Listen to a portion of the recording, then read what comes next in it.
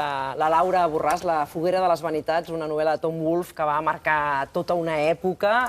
L'hem de situar en els anys 60 als Estats Units, un món de contrastos entre Wall Street i el Bronx.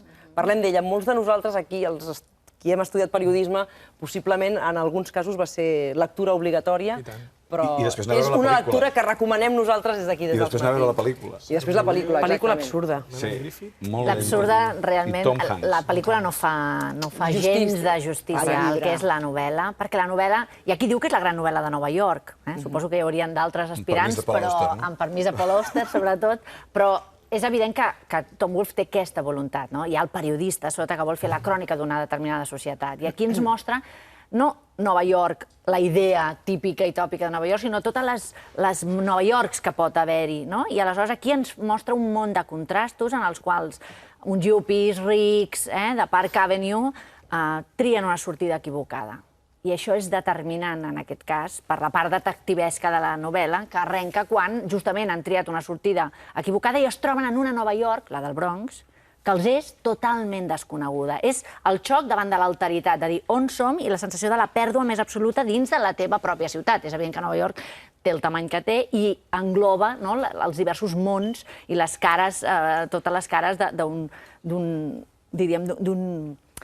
És una figura geomètrica que ens mostra una diversitat molt i molt gran. Aleshores, clar, la sensació d'alteritat és tan brutal que ells s'acaren al desconegut. I aleshores, immediatament, clar, ells són percebuts com estranys també en aquest context.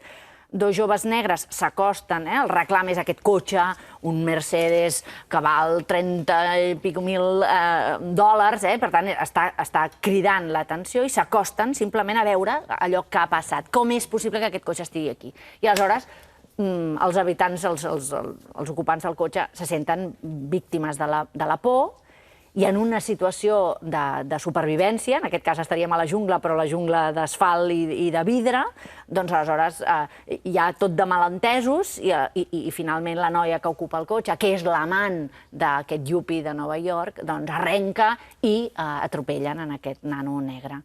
Aquí és on comença la història que ens porta tota la corrua de personatges que apareixen, que poblen la novel·la i que acaben mostrant les grandeses i les misèries de la condició humana de Nova York i, per extensió, òbviament, dels éssers humans. I això no passa de moda, Això no passa de moda. I tampoc passa de moda tot el procés, que jo crec que, en contrari, tu ara parlaves de les xarxes socials i té una gran vigència el paper que juga el periodisme en aquesta novel·la, perquè Peter Fallow, que és el periodista, que d'alguna manera fa que tota aquesta història surti a la llum i es faci com un contrajudici o un parajudici. Aquí ningú surt exempt. Aquí es mostra el món de les sectes religioses o dels poders dominadors, el de les classes socials, els blancs i negres, i tothom viu la vida en defensa pròpia. És a dir, aquí no hi ha lleialtats que valguin, no hi ha fidelitats. Aquí, durant tot el procés, o el doble procés, perquè també veiem totes les misèries de la justícia, tot el món de la corrupció, i tot aquest món que és fet de miratges, d'aquest fum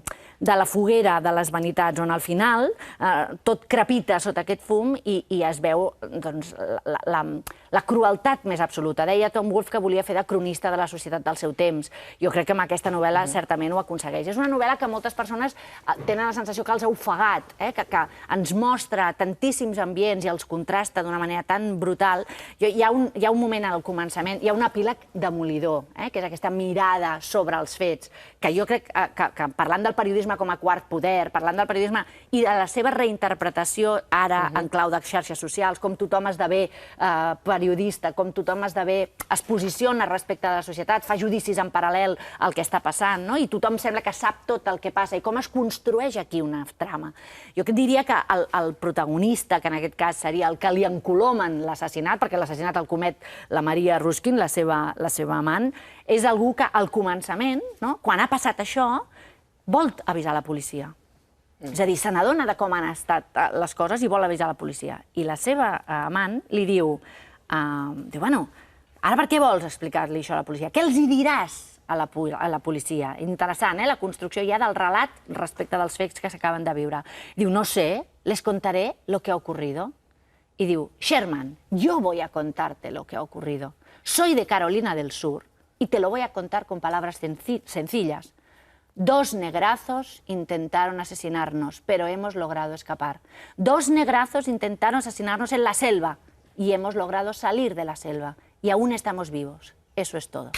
És a dir, aquest retrat robot de com ella construeix aquest moment de confrontació màxima, de por i de lluita per la supervivència, perquè ells pensen que són amenaçats i els altres també es veuen amenaçats, i la reacció violenta, però al mateix temps també fortuïta, i aquesta gratuïtat i gairebé fortuïtat del que ha passat, acaba fent que aquest individu sigui condemnat, ho perdi tot, entri en una espiral també de deutes, de separacions a la dona, de que se sàpiga tot, i ens mostri la cara més oculta d'un noi al qual se'l converteix gairebé en un heroi, el noi negre que estava allà. És molt bonic també la manera com es va fent la radiografia de la societat i s'acaba construint a través de la premsa una història que potser no és el que ens mostra Tom Wolfe, que és aquest fum de La foguera de les vanitats. La foguera de les vanitats de Tom Wolfe, la novel·la que tots hauríem d'haver llegit, ubicada en aquest nou periodisme als anys 60 a Nova York, en aquestes contradiccions dels personatges de Wall Street amb els del Bronx.